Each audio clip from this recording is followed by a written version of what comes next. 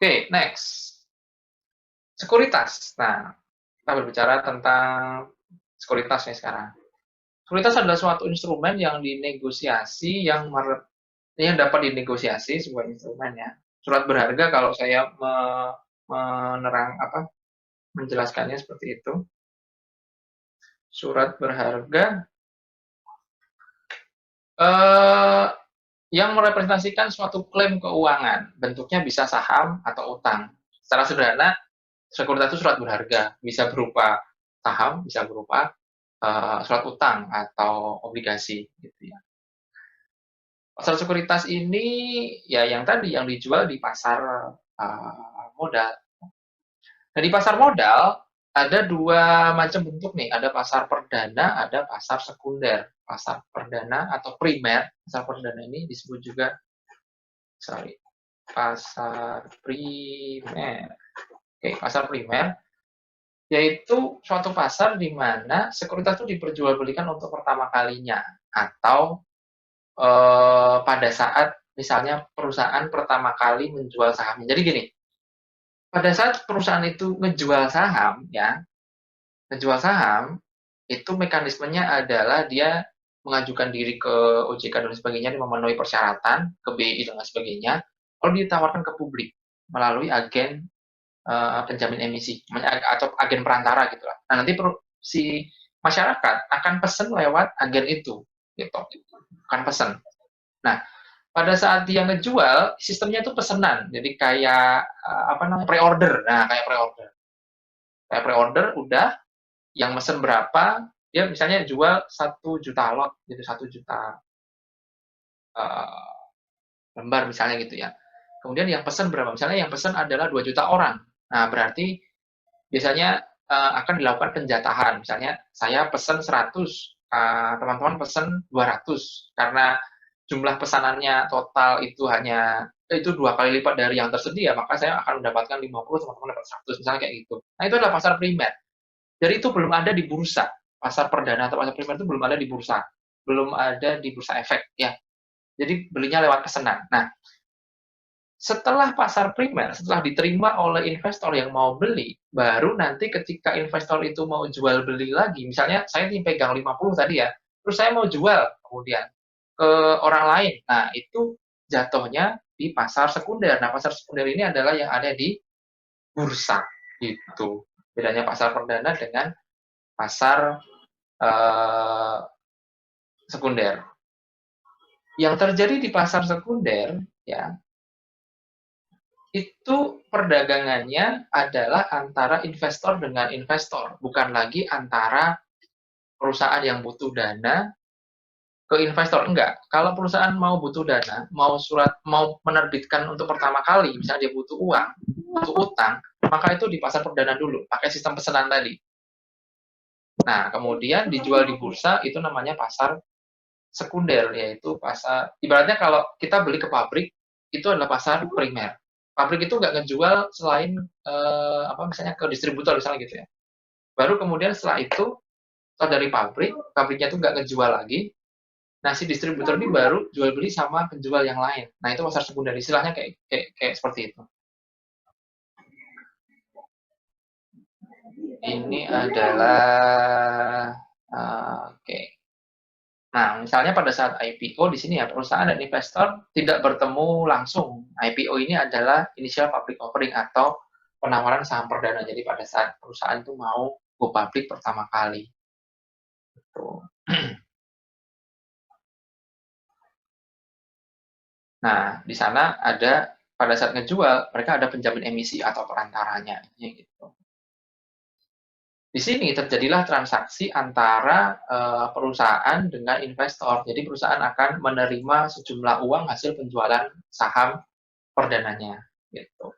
Jadi kemudian ketika di bursa itu kan sekunder. Nah, itu kita jual beli sahamnya Telkom, katakanlah itu Telkom nggak dapat uang karena yang terjadi adalah transaksi antara satu investor dengan investor yang lain, bukan lagi transaksi antara perusahaan dengan investor gitu. Jadi itu bedanya antara pasar perdana dengan pasar sekunder.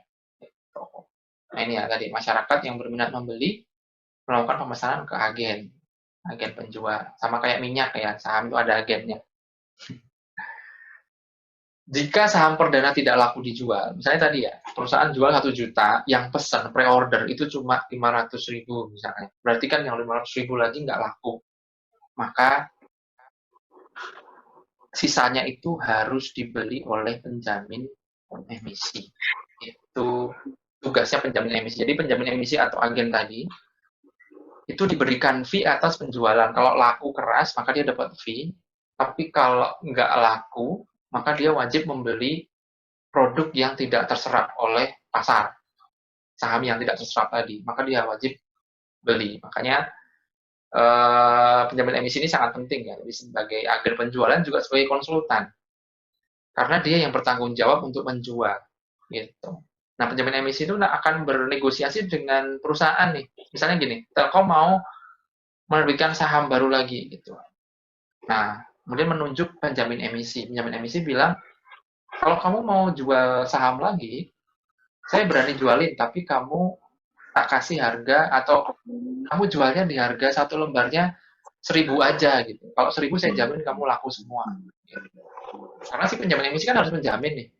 Nah, nanti perusahaan bilang, wah kalau cuma 1.000 saya dapat uangnya dikit dong, 1.500 deh gitu. Nanti negosiasi. Karena si penjamin emisi ini kalau sampai harganya ketinggian dan nggak laku, dia yang harus bertanggung jawab. Tapi kalau laku keras, wah dia dapat fee. Gitu. Komisi. Oke, nah tadi ya. Jadi setelah IPO saham akan dicatatkan di bursa. Hari pertama pencatatan saham di bursa merupakan hari pertama pasar sekunder. Di pasar sekunder ini, transaksi yang terjadi adalah antar investor saja, bukan dari perusahaan ke investor. Gitu. Naik turunnya harga saham, gitu ya, itu tidak berpengaruh sama sekali atau secara langsung, sorry ya, pada performa atau cash flow perusahaan. Ya. Karena saham yang udah di bursa itu adalah saham yang sudah dimiliki oleh investor. Investor itu baik perorangan maupun perseroan atau perusahaan gitu ya kan, bisa aja yang membeli sahamnya Telkom adalah Bank Mandiri, bisa aja kan. Yang membeli sahamnya Telkom adalah Indosat, nah bisa aja. Sekuritas tadi ya kita udah sempat bahas, ada utang, ada ekuitas atau saham. Nah, kalau sekuritas berupa utang itu jatuh temponya macam-macam ya. Kalau jatuh temponya kurang dari 1 tahun, maka dia diperdagangkan di pasar uang. Itu kayak tadi ya, deposito, surat Bank Indonesia, sertifikat Bank Indonesia, promise, wesel gitu. Nah, kalau yang lebih dari 1 tahun gitu ya, itu ada note, ada juga note itu wesel. Wesel bayar tapi jangka panjang. Jadi wesel itu ada yang jangka pendek di pasar uang, jangka panjang di pasar modal. Ada juga bond atau obligasi, itu lebih dari 10 tahun. Gitu. Kalau saham, ada saham biasa, ada saham preferen. Gitu. Teman-teman pasti udah tahu lah, ini di akuntansi udah sempat disampaikan pasti materinya. Oke, sebentar ini. Saya coba lihat. Oke, belum ada pertanyaan ya. Kalau ada pertanyaan silakan. Voice note saja, ya, voice note saja. Nanti untuk apa namanya? Ini screen-nya masih di-share kan ya? Oke, sip. Baik, saham biasa di sini, saham biasa itu adalah saham yang umum diperdagangkan di pasar ya, gitu. Di saham biasa. Saham biasa itu merepresentasikan kepemilikan kita di suatu perusahaan. Memiliki hak suara. Hak suara di sini adalah karena kita beli saham, itu berarti kita menjadi pemilik, gitu kan ya, pemilik. Nah, pemilik itu punya hak suara. Hak suara pada saat rapat pemegang saham untuk menentukan misalnya mau ganti direktur nih, gitu. Mau likuidasi atau enggak, mau merger atau enggak. Gitu. Nah, itu kan kalau kita beli saham, kita punya hak suara. Dan kalau teman-teman coba investasi di pasar saham, modal gitu ya, ya pasti nanti akan diundang ketika ada rapat pemegang saham. Nanti kita dapat dividen, pembagian keuntungan, gitu ya. Kalau laba biasanya akan ada pembagian keuntungan, kita dapat dividen. Saham preferen, nah ini saham yang berbeda dengan saham biasa. Nah, saham preferen ini jarang diperjualbelikan di bursa karena dia relatif biasanya hanya distribusinya terbatas ke orang-orang tertentu, orang-orang yang istimewa. Biasanya seperti itu. Saham preferen ini dividennya tetap gitu ya. Pembagian keuntungannya bersifat tetap. Jadi misalnya kalau kita beli, tiap tahunnya kita dapat per lembar misalnya dividennya 1.000 ya udah nanti tiap tahun 1.000. Tapi kalau saham biasa tahun ini bisa dapat 1.000, tahun depan dapat 30.000, macam-macam tergantung dari performa perusahaan serta kesepakatan dari seluruh pemegang saham. Jadi ada risiko dan returnnya beda-beda. Kalau mau beli saham preferen, harganya biasanya lebih mahal. Harganya lebih mahal. Dan biasanya tidak liquid, tidak dijual di pasar. Tapi returnnya tetap. Biasanya diberikan ke orang-orang tertentu. Gitu.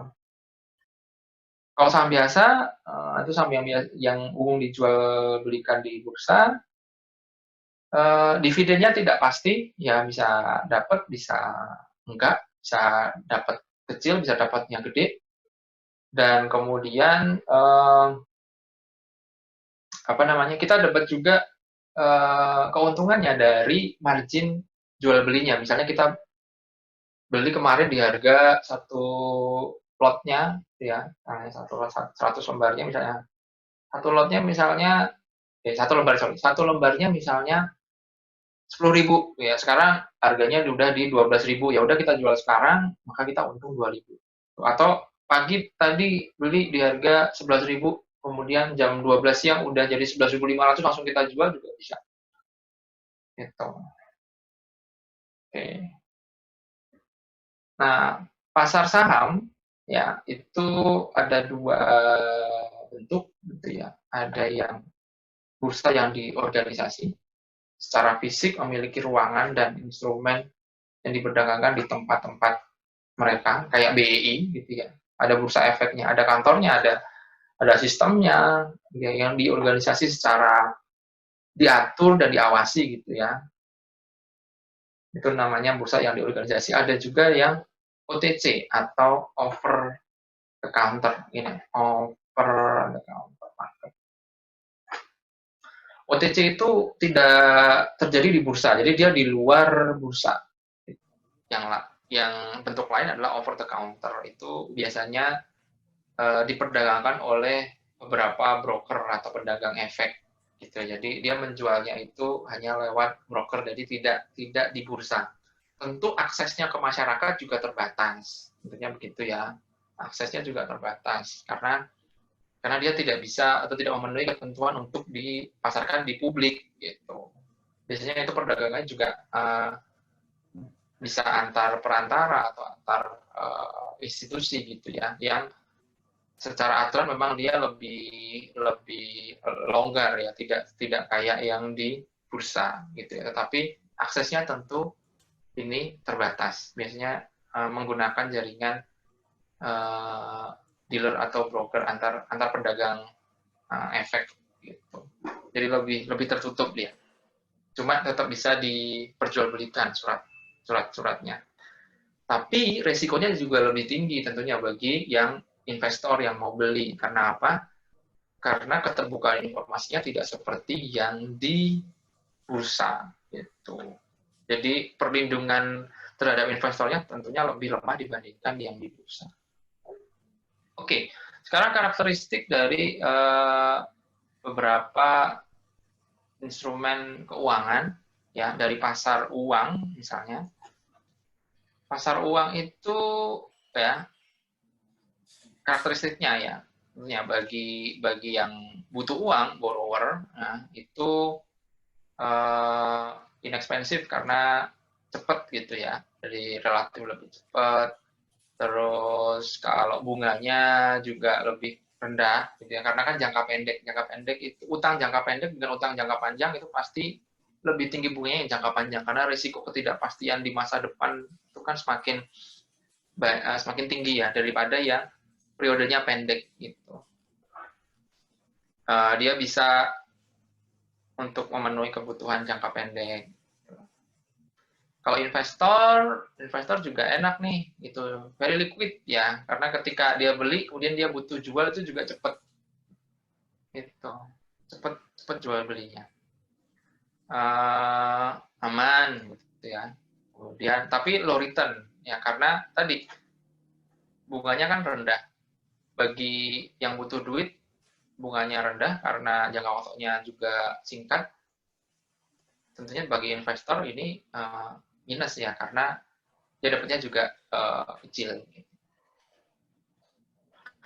Kalau yang long term, utang yang long term, tentunya di pasar modal ya. Kalau tadi yang short term di pasar uang, itu interest rate-nya biasanya tidak berubah-ubah.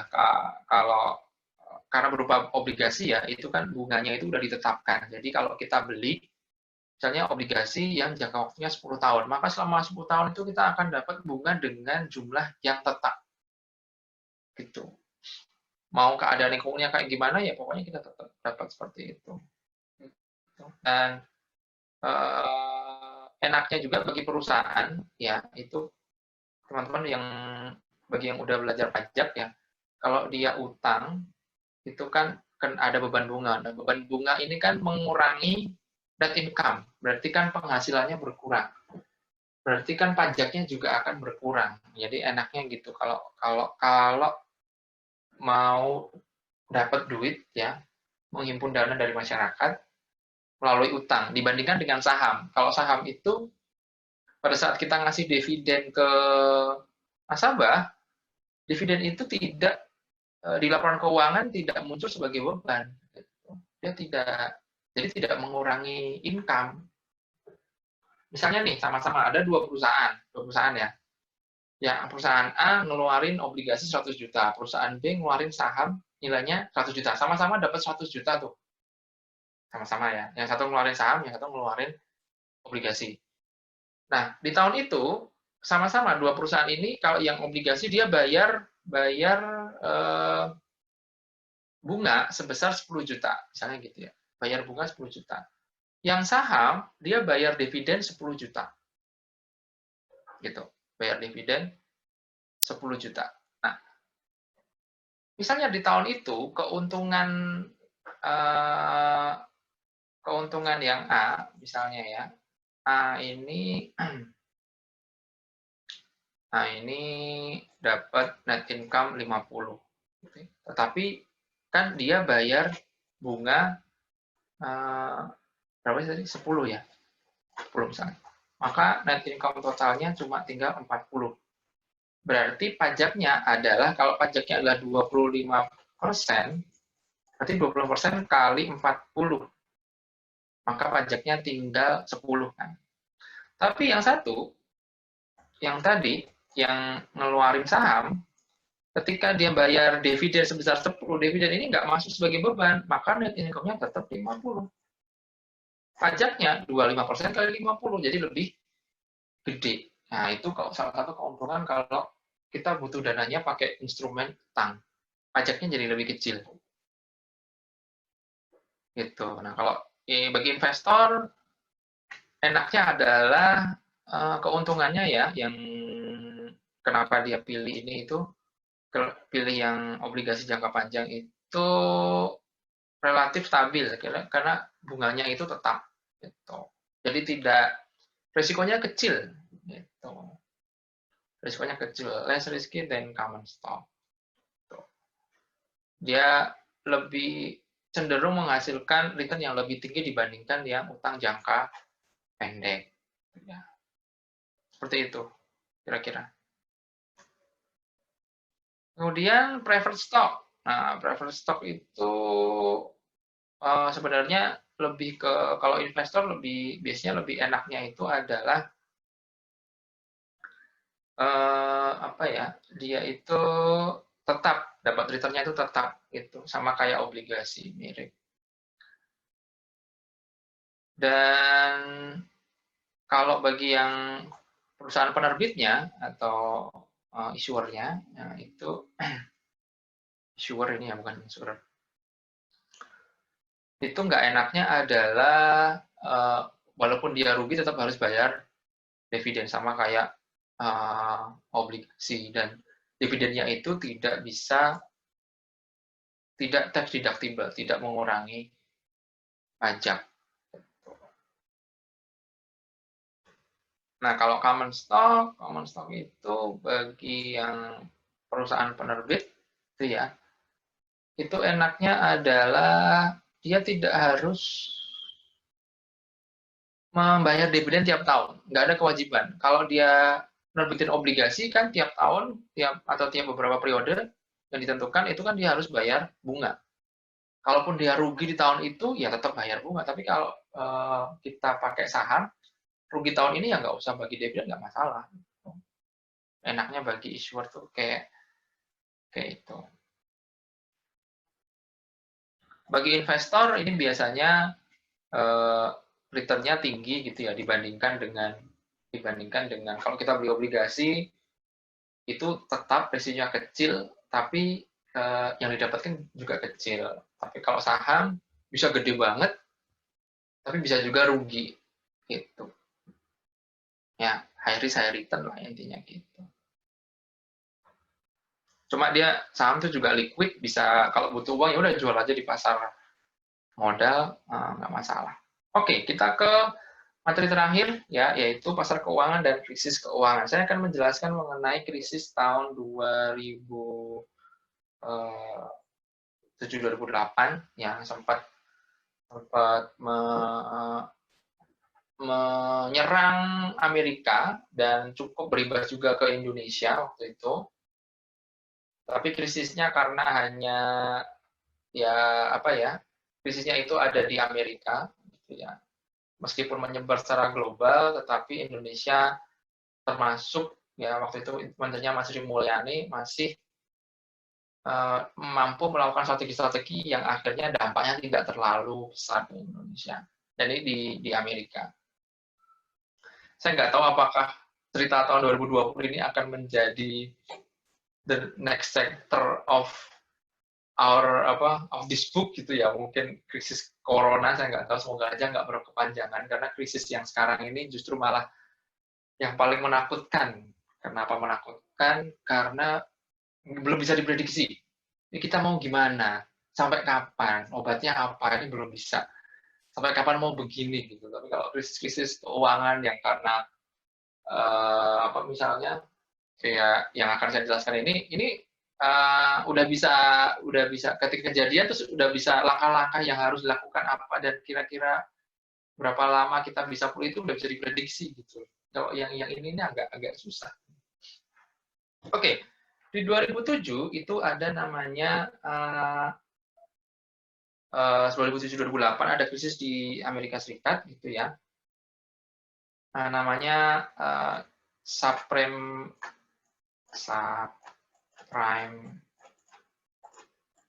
mortgage. Mortgage itu hipotek gitu ya. Krisis subprime mortgage. Penyebabnya adalah gagalnya real estate dan mortgage-backed securities. Nanti akan saya jelaskan intinya.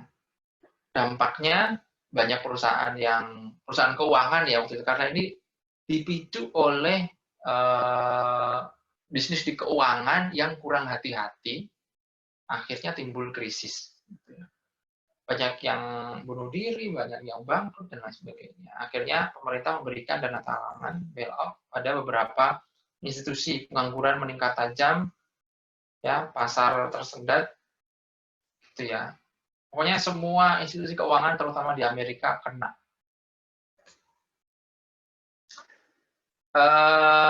Sejarahnya seperti ini, gitu ya. Jadi itu terjadi karena adanya proses sekuritisasi. Jadi ibaratnya gini. Misalnya kita utang ke bank untuk beli rumah, itu kan KPR istilahnya ya. Nah, KPR ya.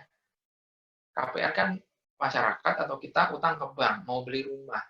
Kemudian bank beliin, lalu kita nyicil ke bank, gitu ya. Kita nyicil ke bank. dengan jaminan rumah. Kalau kita gagal nyicil, rumahnya disita bank jual rumahnya, terus dia terima hasil penjualan itu untuk menutupi kerugiannya kan. Nah, ternyata di Amerika kemudian ada inovasi untuk dari setelah bank itu memberikan kredit ke orang, nah kredit itu kemudian dijual lagi ke perusahaan sekuritas, disekuritisasi. Jadi suatu KPR. KPR itu kan ada jaminan atau suatu janji gitu ya bahwa bank akan mendapatkan pembayaran tiap bulan kan gitu ya. Nah itu kan duit tuh. Nah itu kemudian dijual ke perusahaan keuangan gitu atau ke pasar modal gitu ya, pasar modal bahwa saya punya nih KPR, kalau kamu mau beli, berarti kan nanti bank dapat duit. Kalau kamu beli, nanti kamu kan dapat pembayaran tuh dari masyarakat tiap bulan, misalnya gitu. Nah itu dijual ke ke dijual dan diubah menjadi bentuk sebuah sekuritas atau surat berharga. Nah jadi pembeli ini meminjam uang, itu ya, dengan jaminan rumah. Lalu pemberi pinjaman, bank tadi, menjual KPR tadi ke perusahaan lain atau institusi keuangan. Institusi keuangan kemudian mengumpulin itu, ya, jadi kayak dikumpulin lagi, kemudian dijadiin kayak reksadana juga gitu, mirip-mirip kayak gitu. Jadi ini produknya bukan saham nih, tetapi produknya yang dijual adalah investasinya. Kalau orang mau beli itu investasinya di KPR. Jadi dengan harapan yang namanya KPR, nilai tanah, nilai rumah itu kan kalau teman-teman di properti ya kan udah pasti tahu, semakin lama semakin meningkat. Jadi kalau dijual ya pasti laku. Kalau ada orang misalnya mau nggak, kamu investasi di properti, tapi nggak usah, misalnya kamu nggak punya banyak uang nih, tapi kamu beli sebagian aja dengan surat berharga ini. Gitu loh. Nah ini adalah hasil dari KPR-nya orang yang dijual oleh bank, gitu. Ditawarkan lagi ke masyarakat dalam bentuk sekuritas. Gitu. Jadi dimutasi apa sih diubah bentuknya, dipoles dalam bentuk surat berharga gitu ya. Nah, kemudian dijual ke investor dalam bentuknya macam-macam lah kayak reksadana tadi mirip ya tapi apa namanya ini dia bilang ini investasi di properti nih gitu.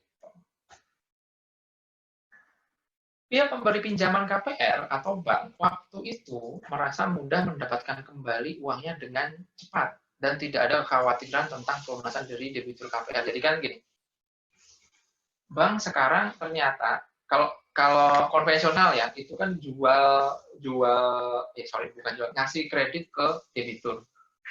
Dia beli rumah, kemudian dia menunggu pembayaran cicilan dari masyarakat. Nah, kalau begitu kan berarti uang dia hari ini habis untuk beli, kemudian diganti setiap bulan dengan cicilan. Nah, itu kan berisiko ya. Bukan berisiko, artinya ada ada isu likuiditas di situ kan. Berarti kan perusahaan kalau mau banyak memberikan KPR itu kan berarti dia butuh menghimpun banyak dana juga. Nah, sekarang ternyata ada perusahaan keuangan yang mau membeli KPR. Jadi setelah dia ngutangin ke orang, jadi dia jual ke perusahaan keuangan dia langsung dapat uang lagi gitu kan. Ya, berarti kan dia wah, senang banget kan.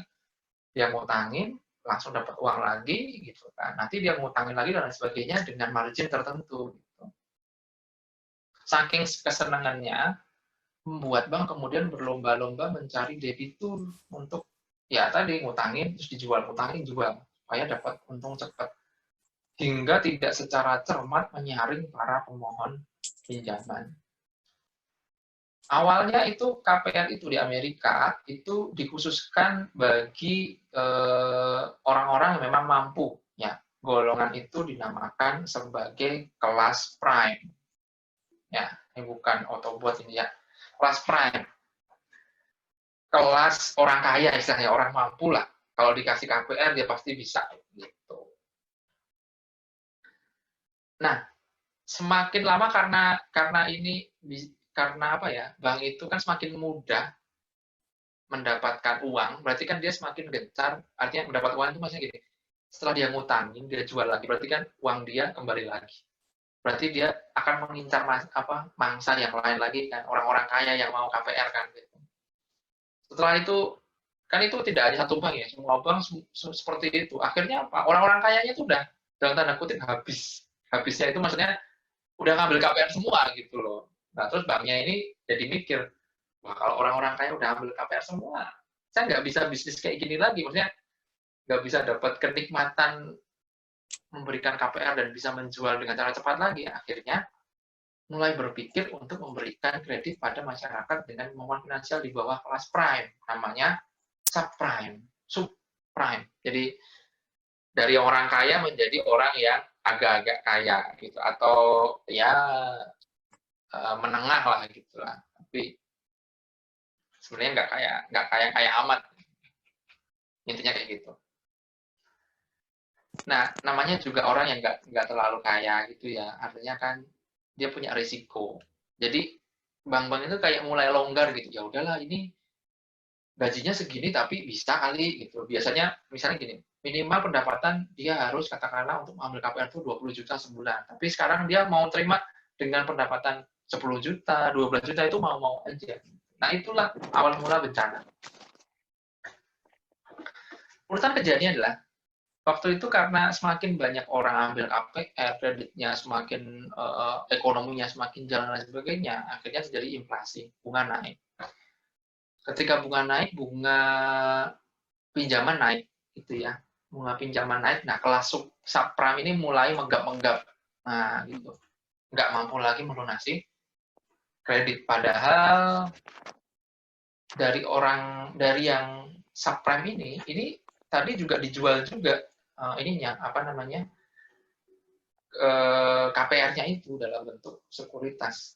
Nah, perusahaan investasi yang tadi membeli surat utang, akhirnya mencari likuiditas dong. Nah, ini kan udah mulai nggak lancar nih. Waduh, uang saya seret nih, subprime-nya udah nggak mampu nih. Akhirnya pada ngejual barang jaminannya, yaitu rumahnya tadi. Saking masifnya properti yang dijual, ketika supply-nya semakin banyak, berarti kan harga pasti turun. Nah, kan, akhirnya harga rumah turun gara-gara banyak subprime yang nggak mampu bayar. Ya. Yang akhirnya perusahaan ini menjual rumah yang jadi jaminan tadi. Akhirnya karena banyaknya penjual yang ini ya, yang dijual menjadikan pasar properti anjlok, gitu ya. Misalnya, nah debitur-debitur lain yang walaupun tidak menunggak merasa cicilan kreditnya sangat tidak berbanding dengan nilai aset rumah yang dijaminkan. Jadi awalnya saya kredit dulu harga rumah ini adalah 100 juta misalnya. 100 juta nih. Saya nyicil sebulannya selama 10 tahun itu misalnya 300.000, misalnya begitu. Ternyata nilai aset saya ini sekarang cuma jadi 30 juta misalnya, karena saking anjloknya. Nah, debitur-debitur lain merasa rugi. Ya, ngapain saya harus lanjutin nyicil gitu loh. Orang nilai rumah saya udah nggak berharga sekarang, rugi besar gitu. Akhirnya orang-orang memilih untuk ya udah saya nggak usah nyicil, mendingan mungkin cari kredit baru untuk membeli rumah yang lebih murah gitu daripada nyicil yang ini gitu. Mendingan ya udahlah itu disita nggak masalah. Sekarang toh propertinya kan lagi down, ya udah minjem lagi uang dari mana gitu misalnya untuk membeli rumah yang sekarang harganya lebih murah misalnya kayak gitu. Karena terjadi seperti ini, orang udah nggak mau nyicil, ditambah orang-orang lain yang memang yang sebenarnya dia bisa nyicil tapi merasa rugi, hanya dia nggak mau nyicil, akhirnya ya sudah sekuritas ini menjadi anjlok, gitu ya, sehingga debitur tidak membayar cicilan, terjadilah krisis likuiditas, kekurangan likuiditas karena perusahaan keuangan bank yang tadinya berharap dapat cicilan sekarang udah nggak ada yang mau nyicil lagi. Orang-orang yang prime, yang kaya pun juga merasa demikian. Saya bukannya nggak mampu bayar atau nyicil, tapi merasa nggak worth it gitu loh dengan bayar cicilan. Mendingan saya, yaudah itu disita aja, terus saya utang lagi, gitu misalnya, untuk beli rumah yang sekarang udah jauh lebih murah gitu, daripada harus nyicil lanjutin. Gitu. Akhirnya terjadilah krisis gitu kira-kira. Dan akhirnya itu cukup membuat apa namanya heboh ya dunia keuangan global waktu itu. Oke, itu dia video kali ini di pertemuan pertama kita, Firm and Financial Market. Kita jumpa lagi di video-video berikutnya. Semoga bermanfaat. Sampai jumpa.